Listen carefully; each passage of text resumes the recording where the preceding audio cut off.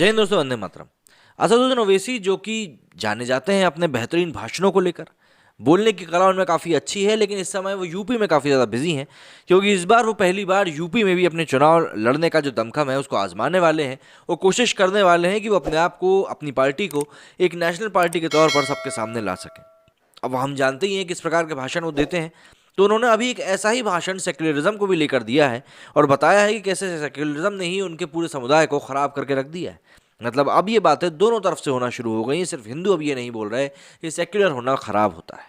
AIMIM के chief और हैदराबाद से सांसद असदुद्दीन ओवैसी ने मुस्लिम युवाओं को शादी करने की नसीहत देते हुए कहा है कि बीवी घर में रहती है तो दिमाग भी हल्का रहता है। इसके साथ ही उन्होंने मुस्लिमों को सेक्युलरिज्म का पालन नहीं करने की भी सलाह दी है। उनके भाषण का ये क्लिप सोशल मीडिया पर काफ़ी तेज़ी से वायरल हो रहा है। रिपोर्ट्स की माने तो ओवैसी रविवार 12 दिसंबर को मुंबई में तिरंगा रैली को संबोधित कर रहे थे। इस दौरान उन्होंने लोगों को संबोधित करते हुए कहा कि शादी करेंगे ना, बैचलर मत रहना, बैचलर लोग बहुत परेशान करते हैं। मुस्लिमों को जल्दी शादी और बच्चे पैदा करने की नसीहत देते हुए ओवैसी ने कहा कि जो 18-19 साल के युवा हैं वो जल्दी शादी कर लेंगे तो उनके बच्चे होंगे, शादी करोगे। एआईएमएम सांसद ने कहा कि अगर घर बीवी रहती है तो आदमी का दिमाग हल्का रहता है। असदुद्दीन ओवैसी ने धर्मनिरपेक्षता को बेकार बताया। उन्होंने कहा कि मैं भारत के मुसलमानों से पूछना चाहता हूं कि हमें धर्मनिरपेक्षता से आखिर क्या मिला? क्या हमें सेक्युलरिज्म से आरक्षण मिला? क्या मस्जिद गिराने वालों को सजा मिली? नहीं, मैं संवैधानिक धर्मनिरपेक्षता में विश्वास रखता हूं, ना कि राजनीतिक धर्मनिरपेक्षता में। कृपया मुसलमान इस राजनीति से बिल्कुल दूर रहें। अगर ओवैसी के इसी साल के दूसरे भाषणों पर भी नजर डालें तो पता चलेगा कि वो इसी तरह के भाषणों में लगातार दुहाई देते रहे हैं।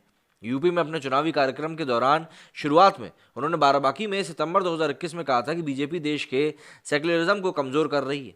बता दें कि ओवैसी के दोनों बयानों को देखें तो ये स्पष्ट समझ में आता है कि सेक्युलरिज्म का इस्तेमाल अब तक लोगों को सिर्फ और सिर्फ बरगलाने के लिए ही किया जाता रहा है। ओवैसी का ये भी कहना था कि धर्मनिरपेक्षता से मुसलमानों को ना तो नौकरियां, ना ही आरक्षण मिला और ना ही निर्णय लेने की क्षमता मिली, बल्कि इससे सिर्फ और सिर्फ उनको नुकसान ही हुआ है। अब ऐसे में आपको समझना ये होगा कि भाई असदुद्दीन ओवैसी ने जो ये बातें कही हैं उनके मायने क्या है।